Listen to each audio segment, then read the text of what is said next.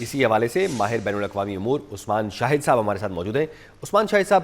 آپ فرمائیے گا، ایک تو پاکستان نے جو ثالثی کا کردار ادا کیا ہے،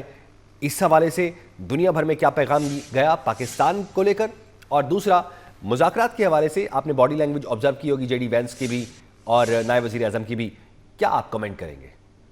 سیز فائر نے جو وقتی طور پر اس پہ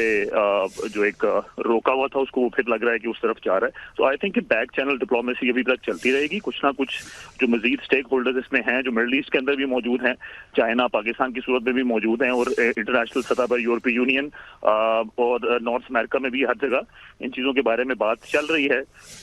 کہ یہ معاملے کو جلد از جلد رفع دفع کیا جائے اور اس کا کوئی نہ کوئی پرامن نتیجہ نکالا جائے. سو ابھی 21 گھنٹے میں وہ شاید اچیو نہیں ہو سکا، کیونکہ آبویسلی بہت دونوں پارٹیز اس وقت شاید ایک بڑے اگریسو موڈ میں ہیں. ابھی آہستہ آہستہ چیزیں بہت زیادہ میل ڈاؤن ہونا شروع ہوں گی، اس کے بعد بہت سی چیزیں ہوں گی، کیونکہ آپ کو یہ چیز کا اندازہ ہونا چاہیے کہ اکنامکلی اور پولیٹیکلی اس وقت دنیا جس کرائسس میں ہے، اگر یہ مذاکرات ناکام ہو جاتے ہیں تو پھر اس کے بعد اگلا سوال یہ بنتا ہے کہ پھر کیا ہوگا. تو پھر کیا جنگ ہوگی؟ پھر کیا امریکہ دوبارہ ایران کے اوپر حملہ کرے گا؟ پھر کیا ایران دوبارہ میزائل داغے گا اپنے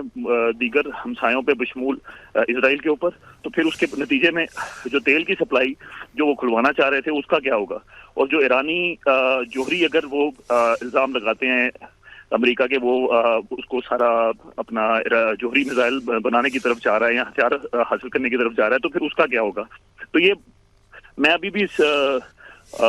ایک امید ہے، وہ ہوپنگ اگینسٹ دا ہوپ اصطلاح ہے، کہ ابھی بھی یہ امید رکھی ہوئی ہے کہ ابھی بھی کچھ نہ کچھ ہوگا، سیز فائر موجود رہے گا، ابھی بھی موقع ملے گا. شاید دوسرا راؤنڈ ہو، تیسرا راؤنڈ ہو، بیک چینل ڈپلومیسی ہو، پاکستان کا کردار ابھی بھی اس میں اہم رہے گا، چاہے آپ ان کو میزبانی کر رہے ہوں یا نہ کر رہے ہوں، یا کسی نہ کسی طریقے سے انٹرنیشنلی اور خصوصاً ریجنلی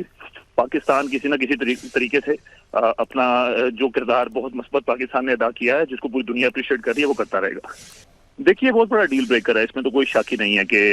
نیوکلیئر پرولیفریشن یا جو نیوکلیئر ہتھیاروں کی جانب جو الزام لگایا جاتا ہے کہ ایران جا رہا ہے، وہ ایک بہت بڑا ڈیل بریکر ہے. اس میں تو کوئی شک والی بات ہی نہیں ہے. بات یہ ہے کہ کیا اس ایک وجہ سے، کیونکہ بظاہر تو امریکہ کا کوئی جھگڑا بھی نہیں تھا، یہ تو اسرائیل اور ایران کے بیچ میں کچھ کشیدگی تھی جس کی وجہ سے امریکہ بیچ میں آیا، اور امریکہ کا ایک ہی ان کے ساتھ مسئلہ تھا، وہ یہ تھا کہ جی یہ نیوکلیئر ہتھیار بنانا کے قریب پہنچ گئے ہیں. انفیکٹ بہت سے امریکی میڈیا اور امریکی جو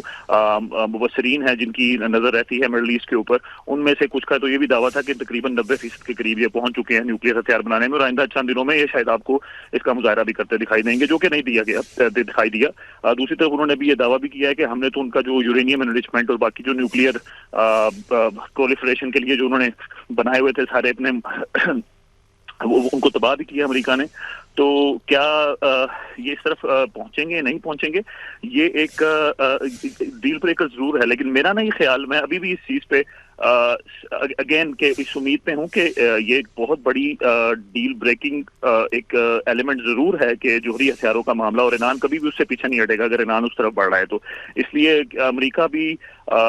سوچ سمجھ کر یہ فیصلہ کرے گا کہ کیا اس ایک وجہ، بنیادی نقطے کی وجہ سے، کیا وہ پوری دنیا کو جنگ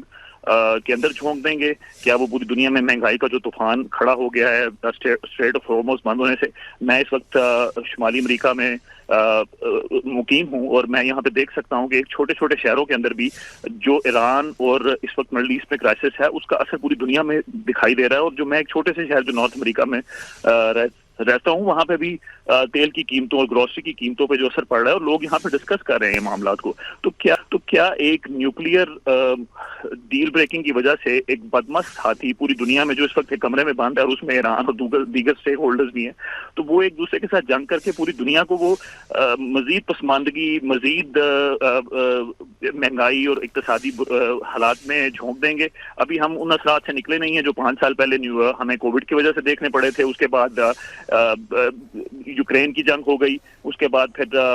مڈل ایسٹ میں اسرائیل نے ایک ادھم مچا دیا، اور اس کے بعد اب یہ نیا چیز آ گئی ہے. تو یہ ایران کا جوہری معاہدہ کوئی پہلی بار نہیں ہوا کہ ایسے اس کی وجہ سے اتنی بڑی جنگ اور اتنی بڑی ایک طوفان بدتمیزی پوری دنیا میں اور خصوصاً ہمارے ریجن کے اندر، مڈل ایسٹرن ریجن کے اندر مچا دیا جائے. آج کے وقت بھی اگر اس دور سمجھیں کہ صبح بھی اگر ایران اپنے سارے چیزیں بیک ٹو نارمل ہو جائیں اور اسٹریٹ آف ہارمز 100% کھل جائے، اس کے باوجود بھی کئی مہینے لگ جائیں گے ساری اقتصادی جو ایکٹیویٹیز رکی ہوئی ہیں اسٹریٹ آف ہارمز بند ہونے کی وجہ سے ان کو واپس آنے میں، اور اس سے اس قدر نقصان ہو رہا ہے، billions and trillions of dollar کا پوری دنیا. رائٹ سر، آپ ہمارے ساتھ ہی رہیے گا.